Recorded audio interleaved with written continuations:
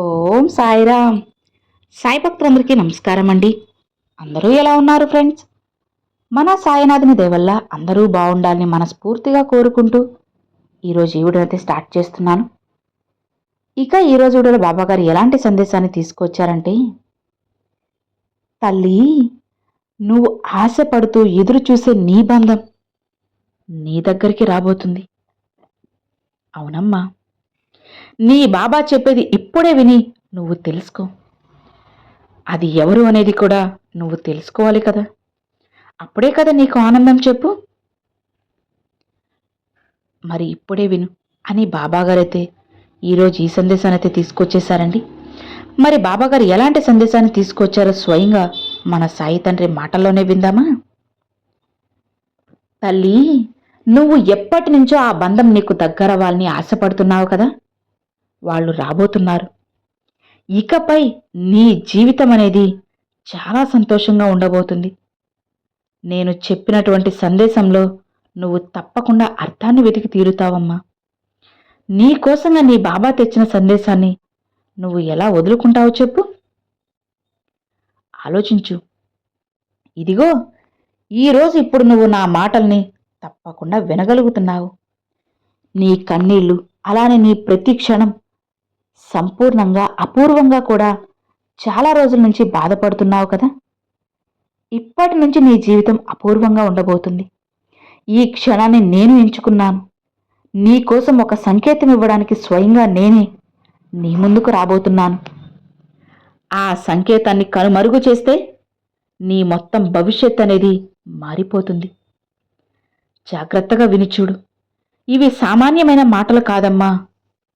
ఈరోజు నువ్వు చీకటి గదిలో ఒంటరిగా నాకు ఇక కుదరదు భగవంతుడా అని చెప్పి గుండెల్లో రక్తం కారుస్తూ ఏడ్చినప్పుడు ఆ అరుపుకు ఇదే నా దివ్యమైన సందేశం. నీ గదిలో ఎవ్వరూ లేనప్పుడు నేనున్నాను. నీ శ్వాసలో శ్వాసగా, నీ గుండె చప్పుల్లో ఒక నాదంగా, నీ కన్నీటిలో ఎప్పుడూ నేను నిండి ఉన్నాను. నువ్వు చేతుల్లో ముఖం దాచుకొని నిజంగానే నేను దేనికైనా అర్హుడినేనా, అర్హురాలినేనా అని నువ్వు అనుకుంటున్నప్పుడు ప్రతి ప్రశ్నకు నేనే సమాధానమై వచ్చాను. బిడ్డా, నువ్వు అర్హుడివే, అర్హురాలువే. అంతకంటే ఎక్కువ నిన్ను ఒక మహాకార్యం కోసం ఎంచుకున్నాను. నిన్ను గుంపులో కలిసిపోవడానికి పంపలేదు. గుంపుకే దిశను చూపే దిశగా నిన్ను పంపాను.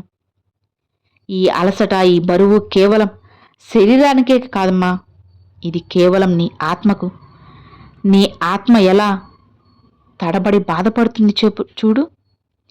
ఎంతో కాలంగా, ఎన్నో రకాలుగా, పలుమార్లు నీ గుండెల్లో చాలా కష్టాన్ని దాచుకున్నావు. విన్నాను, ప్రతి రాత్రి విన్నాను. నీ కన్నీటి బొట్టుకు సాక్ష్యం నేనే. నీ పరీక్షలన్నిటిలో కూడా నువ్వు విజయవంతమయ్యావు. ఇక నీ చుట్టూ కనిపిస్తున్న అడ్డంకులు, ఓటమిలు, ఒంటరి నిశ్శబ్దాలు అన్నీ కూడా నా సంకేతాలు.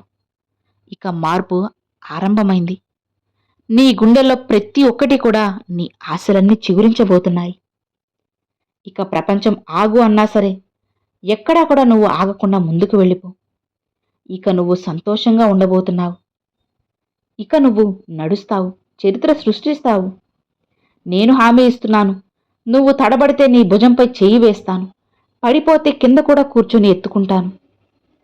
అందుకే ప్రియమైన నా బిడ్డ, నిన్ను ఎవ్వరూ చూడటం లేదని అనుకోవద్దమ్మా. చివరికి నువ్వు ఆ వేసేటువంటి అడుగు కఠినంగా ఉంటుంది. అసలు ఎందుకు ఇంత జీవితాన్ని భగవంతుడు నాకు ఇచ్చాడు?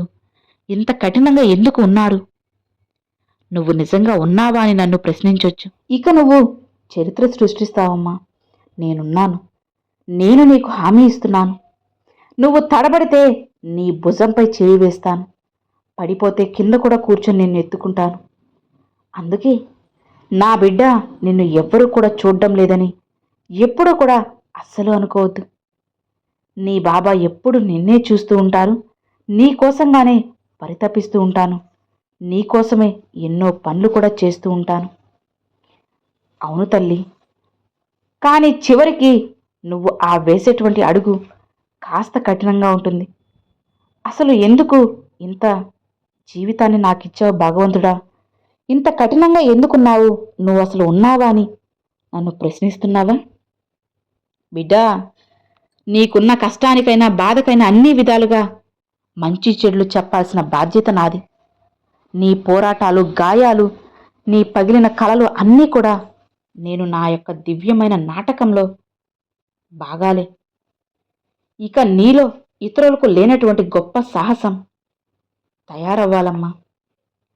ఆగిపోతే ఎలా చెప్పు? నువ్వు ఆగిపోతే అన్నీ కూడా కొనసాగించలేవు కదా. మళ్ళీ మళ్ళీ రానటువంటి క్షణాలు నీ జీవితంలో గుర్తు చేసుకో. ఎందుకంటే జరిగిపోయింది ఏదో జరిగిపోయింది. గతంలో చూడనంత గొప్ప సంతోషాన్ని నీకు తప్పకుండా ఇవ్వబోతున్నాను. చాలా సంతోషకరమైన జీవితాన్ని నువ్వు గడపబోతున్నావమ్మా. కేవలం ఒక భక్తుడు భక్తురాలని చెప్పి లేచినప్పుడు అంటే కేవలం కళ్ళు తెరవద్దు. ఒక్కసారి నీ మనసులో భగవంతుడికి కృతజ్ఞత చెప్పుకో. నీ యుగం ఆరంభమైంది. నీ మంచి మనసుకు మంచి బంధం తోడు కాబోతుంది.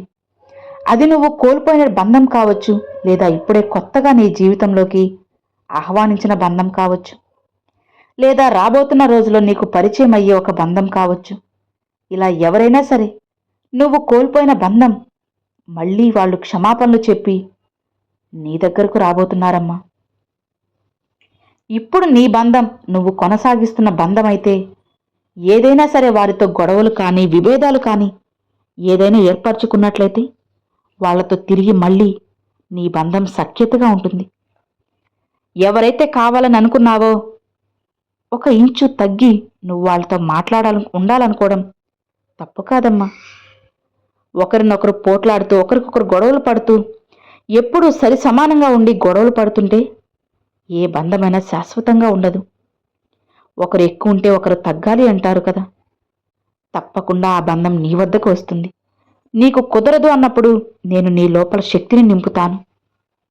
నేను నిన్ను ఎప్పుడూ కూడా సంపూర్ణంగా కాపాడుకుంటానమ్మా. నా సాక్షిగా జన్మించినటువంటి నీ ప్రేమను నేను ఎప్పటికీ వదులుకోను. ఎప్పుడైనా సరే గాలిలో ఉన్నటువంటి ఆ తేలికమైనటువంటి కంబనం అది ఏంటో తెలుసా? అది నడిచేటువంటి శబ్దం. ఎప్పుడైనా సరే ఒంటరిగా కూర్చొని నీ గురించి నువ్వు ఆలోచించావా? నీ గురించి నువ్వు ఎప్పుడైనా కావాలి అని చెప్పి నన్ను అడిగావా? లేదు కదా. ఎప్పుడూ కూడా నీ కోసం కాకుండా పరుల కోసమే ఆలోచించావు. నాకున్నా లేకపోయినా నా వాళ్ళు బావుంటే చాలనుకున్నావు. చుట్టూ ఉన్న వాళ్ళు సంతోషంగా జీవితాన్ని గడిపితే చాలనుకున్నావు. ఒంటరిగా వచ్చావు. ఒంటరిగానే నీ కష్టాలన్నీ కూడా అనుభవిస్తూ వచ్చావు. కనీసం తిండి కూడా తిన్నటువంటి రోజులున్నాయి. ప్రశాంతంగా నిద్రలేనటువంటి రాత్రులున్నాయి. అయినప్పటికీ నువ్వు ఒంటరిగా ఉన్నావని ఎప్పుడూ అనుకోలేదు. నాకు తోడుగా నేను నమ్మిన నా బాబా ఉన్నారు అని గర్వంగా ఉన్నావు. నీ ప్రతి మాట, ప్రతి ప్రశ్న, ప్రతి మౌనం అన్నీ కూడా భగవంతుడు వింటున్నాడు. అదే నువ్వు కూడా మంచితనాన్ని కలిగి ఉన్నావు. కాబట్టే నీకు మంచి జీవితాన్ని ప్రసాదించబోతున్నాను. ప్రేమ సాధారణం కాదమ్మా. అది కూడా గొప్ప తపస్సే. అది ఎప్పటికీ వ్యర్థం కాదు. నీ వద్దకు వస్తుంది. నువ్వు నమ్ముకున్న నీ బంధం నిన్ను వెతుక్కుంటూ వస్తుంది. అలానే నీ చీకటిని పారద్రోలుతాను. దాని అడుగులతో నీ భాగ్యం మరింత ఎక్కువ సంతోషంగా ఉంటుంది. నీకోసం కొత్త బంధం రాబోతుంది. నీకోసమే ఆ బంధం పుట్టినట్లుగా అనిపిస్తుంది. ఆ బంధం అనేది వచ్చినప్పుడు ఖచ్చితంగా నువ్వు స్వీకరించాలి తల్లి. అస్సలు తిరస్కరించుకు. నీ బాబా చెప్పేది తెలుస్తుందా? నీకోసం ఆ బంధం వచ్చినప్పుడు నీకు అనిపిస్తుంది, నా బాబా నా కోసం ఇంత మంచి బంధాన్ని నా జీవితంలోకి పంపారని. అది కూడా నీ జీవితంలో ఒక మంచి. ఎప్పటికీ నీ త్యాగం వ్యర్థం కాదు. నీ త్యాగమే నీ విజయానికి నాంది. ప్రేమలో ఓడిపోయేవారు కూడా చివరికి కొంతమంది గెలుస్తూ ఉంటారు. అది కూడా వారి జీవితంలో భాగమే.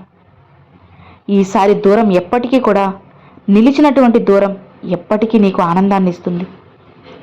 ఇప్పటి వరకు నువ్వు వదులుకున్న బంధం, పొందిన దూరం, ఆ దూరాన్ని నీకు మిగిల్చిన కన్నీరు అన్నీ వ్యర్థం కాలేదమ్మా.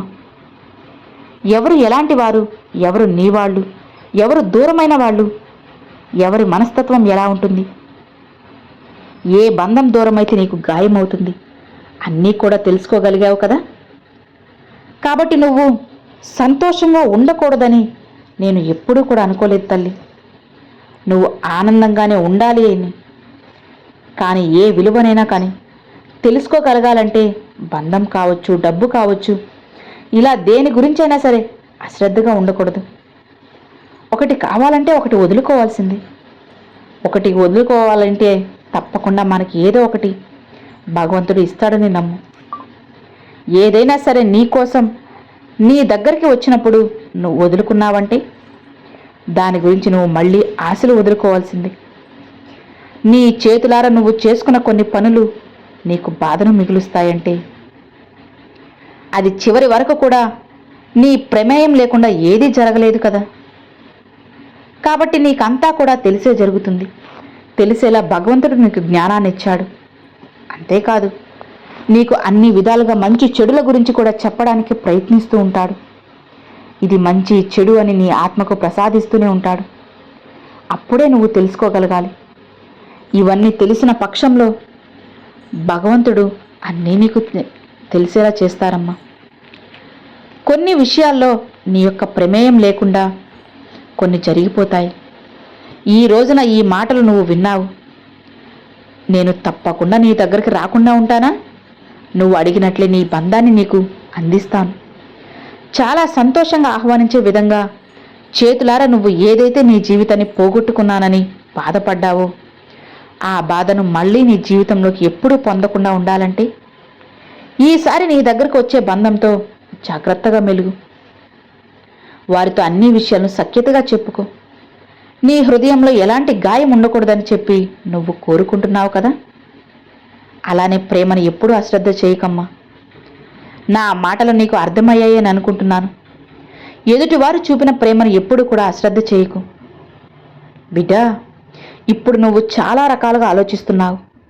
అసలు బాబా నాకు ఏం చెప్తున్నారు, దేని గురించి చెప్తున్నారు అని నీకు అనిపించవచ్చు. నీ పక్షంగా నేనున్నానమ్మా. ఒక్కసారి ఒక్క క్షణం ఆగు. నిన్ను నువ్వు చూసుకో. ఏ ప్రేమనైతే నువ్వు స్వీకరించావో ఇక ఆ ప్రేమ నీకు తిరిగి మళ్ళీ నువ్వు పొందుతావు. తిరిగి నీ దగ్గరికి వచ్చినప్పుడు నీ హృదయంలో ఎలాంటి గాయం ఉండకూడదు, ఉండదని నాకు అనిపిస్తుంది. ఆ ప్రేమని నువ్వు స్వచ్ఛంగా స్వీకరించాలి తల్లి. నీ మనసుని ప్రశాంతంగా ఉంచుకోవాలి, నిర్మలంగా ఉంచుకోవాలి. అలానే ఉంటావు కదా. ఆలోచించుకోమ్మా. దేనినైనా కానీ వదులుకున్నావో అది మరలా నీ జీవితంలోకి రాబోతుంది. ఆహ్వానించు సంతోషంగా. నీ ప్రయాణం ఇప్పటి నుంచి మళ్ళీ మొదలుపెట్టు. ఎందుకంటే ఏదో కోల్పోతే దాని విలువ తెలియదు. మీ ఇద్దరూ కోల్పోయారు, ఏడ్చారు, విరిగిపోయారు, కానీ విడిపోయారు. పునర్జన్మ క్షణం అది నీ జీవితంలోకి ఇంకా అపూర్వంగా రాబోతుంది. కాబట్టి ఇప్పటికైనా జాగ్రత్తగా ఉండు. దాని రాక నీ ప్రతి ప్రశ్నకు సమాధానం ఇస్తుంది. తిరిగి రావడం అనేది ఖచ్చితంగా గొప్ప విషయమే. ఇది కేవలం పరీక్షలో ఒక భాగమే. నువ్వు వాటిలో విజయవంతమయ్యావు. కాబట్టి నీ కళ్ళలో ఒక సత్యం ఉంది. అది మాట్లాడినా మాట్లాడకపోయినా నీ వల్ల ఎవ్వరికి ఎలాంటి బాధ అనేది కలగకూడదు. అదే తల్లి నీ సాయి అనుకునేది. నీ మనసులో ఉన్న ప్రశ్నలన్నీ పక్కన పెట్టు. నీ బంధాన్ని ఆనందంగా ఆహ్వానించు. అన్నీ మారుతాయమ్మా. అలా మారేలా నేను చేస్తాను కదా. నిశ్చింతగా ఉండు. కొండంత అండగా నీ సాయి తండ్రి నీకు తోడు ఉండగా నువ్వు భయపడవచ్చా చెప్పు, బాధపడవచ్చా చెప్పు. ఇక హాయిగా ఉండు తల్లి అని బాబాగారితో చెప్తున్నారండి. సో విన్నారు కదండి, ఈరోజు బాబాగారు చాలా చక్కని సందేశాన్ని మనందరి కోసంగా తీసుకొచ్చేశారు. మరి ఈరోజు బాబాగారు పంపించిన ఈ మంచి సందేశం మీ అందరికి నచ్చింది అని అనుకుంటున్నాను. నచ్చితే ఒక చిన్న లైక్ చేయండి, మరికొంతమంది సాయి భక్తులకు షేర్ చేయండి. ఫస్ట్గా మన ఛానల్ చూసేవాళ్ళు సబ్స్క్రైబ్ చేసి సపోర్ట్ చేయండి ఫ్రెండ్స్. Thanks for watching. ఓం సాయిరామ్.